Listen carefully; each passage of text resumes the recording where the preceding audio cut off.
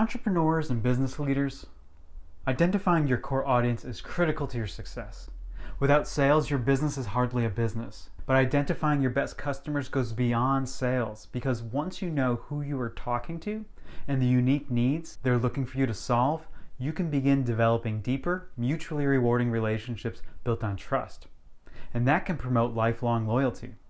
The reason we encourage clients to look beyond sales as an indicator of success is that a sale is transactional and might be a one-time event. Finding customers can be incredibly expensive and time-consuming. So once you find them, you want to nurture that relationship to encourage long-term loyalty. You want people to buy into your brand, not just buy your product or service a single time. Finding your audience of customers begins with identifying your mission as a business or entrepreneur. Before you know who needs what you have to offer, you need to clarify that one special thing you can offer that no one else can. And of course, you need to know why you're offering it. And what you offer has to go beyond a product or service, because you have immense competition no matter what field you work in. You have to stand out and make deeper connections. The business world today is far too fierce for you to exist as an indistinguishable entity. People simply have too many choices for you to hope that they try your company and maybe somehow magically come back to you the next time they're in the market. Okay, let's talk about how you find your audience.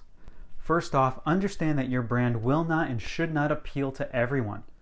When businesses try to cast too wide a net, they have to water down their message, and they run the risk of not speaking clearly enough about the specific customer challenges they're best equipped to solve. Also, trying to find leads without narrowing your target gets really expensive. But the biggest risk we see is not being able to form long-lasting customer relationships with the people who share your values as a business. Find your core audience, establish your authority, and people will come to rely on you. A simple exercise to begin finding your audience is to answer these questions. I'll list the questions in the episode notes below as well.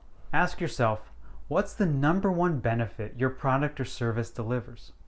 You have to be able to focus down to one thing to start. What kind of business or individual will find that benefit most valuable? Again, narrow this down as much as possible. When you think about that specific customer, what are the pain points you're solving? And what's your differentiator in solving this problem? How do you do it better than anyone else? Again, this isn't an exhaustive list, it's just the beginning. But with these answers, you can begin to create customer personas. A persona is a document that details who your customers are, their emotional and functional needs, where they live, the types of work they do, their income, things like that. Another way to look at finding your audience is to understand the job to be done. For instance, you may sell exercise equipment, but your target customer isn't looking to buy exercise equipment. They're looking to create a new body. That's the job they're looking to do, and that's why they need you. See the link in the description for a free template to help you understand the job your customers need to get done.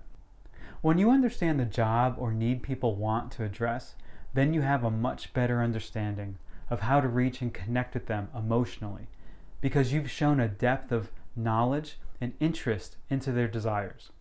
This is how empathy is formed, and we'll talk about empathy in length in episode 6. So what do you do with this newfound knowledge of your customers?